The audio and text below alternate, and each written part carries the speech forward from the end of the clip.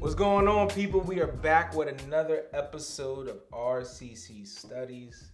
I am John, and this is... Hey, I'm Vermon. And we are back with our passage in Romans. Today we're going to be in Romans 12, verses 9 through 13. Let me read it, actually. It says this. Let love be genuine. Abhor what is evil. Hold fast to what is good. Love one another with brotherly affection. Outdo one another in showing honor. Do not be slothful in zeal, be fervent in spirit, serve the Lord. Rejoice in hope, be patient in tribulation, be constant in prayer. Contribute to the needs of the saints and seek to show hospitality. Pastor V, that is there's a lot of commands there, a lot of imperatives. You're going to be preaching this coming up, so talk to us a little bit about this particular passage. Yeah, there's a lot going on here, and I think this section and the next passage has a lot for us to see about what we might call Christian living, Christian ethics. Any one of these sort of phrases has a lot to it. One of the things I've been thinking about is how I would maybe group them, and this is sort of an initial stab at it, because I do think there's some patterns here and ways in which we can sort of look at connections within the passage. And so I think one of the things you should always notice in looking at a Bible passage is things that get repeated.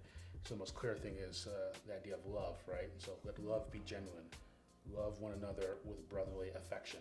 And so love is a significant way in which we relate to one another. Another grouping for me would be, I'm going to use a different color here,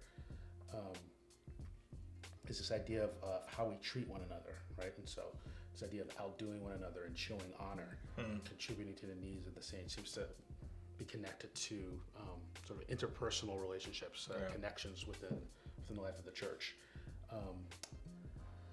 I think this seems to go together. It almost seems like our perspective,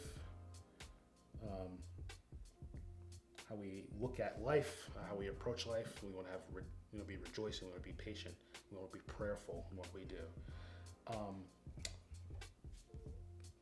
Some other connections. These other ones seem to be more separate to me. I'm not sure yet. But this idea of abhorring what is evil, hold fast to what is good, seems to have sort of this idea of discernment, if I can put it that way. So I wasn't sure if I would connect this with verse 11. It may be separate. And then lastly, do not be slothful in zeal, be fervent in spirit, serve the Lord. That does seem to be one whole grouping itself.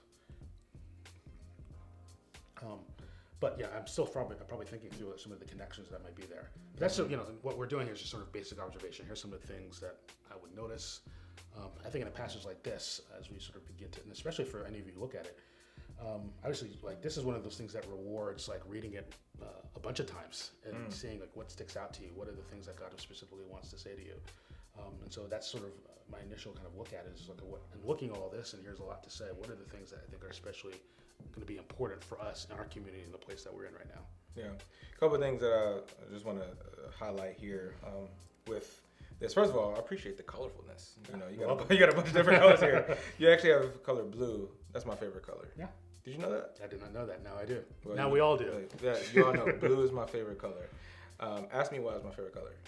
Why is it favorite color, John? I don't know. I just like it. It's just the way it looks. So I like the colorfulness of this. We'll switch it to blue for you then. There we go. I like the colorfulness of this, but it's some things that do stick out from an observational level. This idea of the constant. What's going on? There we go. Constant in prayer, right? That's very important for us. I think when we think about it's kind of where we're at, and obviously it's connected to the idea of being patient in tribulation, but showing hospitality, right? Very, very big thing. That's actually a key thing that I think that for us we need to reclaim the discipline. I'm gonna call it a discipline of hospitality. It's all over the Bible. All over the Bible. COVID's kind of put a halt a little bit to that. Not, maybe a little bit, but I think that's something for us to kind of really reclaim. And of course, this idea of this brotherly affection, right? So you mentioned a lot about love and Christian living, Christian ethics. In some ways, it seems like Paul has this here to hopefully kind of aid us and guide us to what it's like to live as a Christian. Yeah. Here's some elements. Here's some of the ingredients of what Christian living kind of looks like. So I'd be more looking forward to how you bring this out more in the sermon.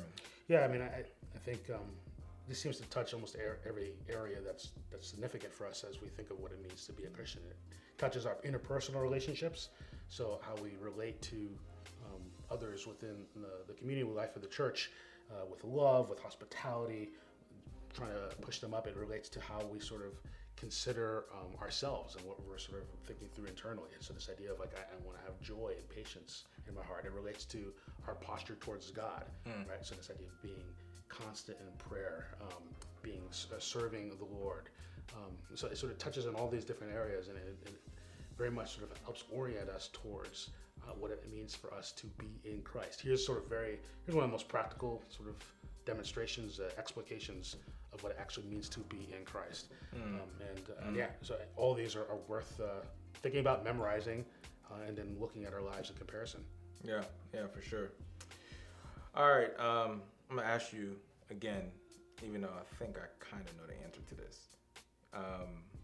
Any sermon title or anything? Why do you always ask me that? I mean, like, I don't think of sermon titles till like the week of. So. Well, the idea of like kind of like prepping and maybe some of the stuff that we're doing here maybe can help you create one before, so you don't have to have that be lingering over your head. Well, I usually create one and I don't like it the week of, so that's why I wait.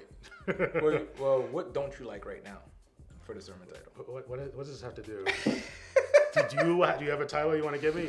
You seem to. No. John is someone who loves sermon titles, and so I'm someone who's like, if I have a good one, great. If not, my sermon title is, as I've said in previous RCC studies, my sermon title is looking at Romans 12 verses 9 to 13. That's the current title. Hopefully, usually I come up with something better by the week I preach. So fair enough. All right. Well, listen, y'all, this was an encouraging time. Hopefully it was encouraging for you, for you to listen to Romans 12, 9 through 13. And what we want you to do is I want to leave you with an actual question. So in the comments, I want you to get into the comments and answer this question from your perspective. This pastor talks about outdo one another in showing honor. Honor is that word that many of us know, and it has a lot of connotations to it, depending on who you speak with. But I want you, tell us in the comments, what do you think it means to outdo one another in showing honor? What does that look like? Give us an example of what you think that means, and we'll get in the comments with you as well, as we dialogue a little bit about what does it mean to outdo one another in showing honor. So with that, like, share, comment, and hopefully this was encouraging. As I said before, I am John. This is Pastor V.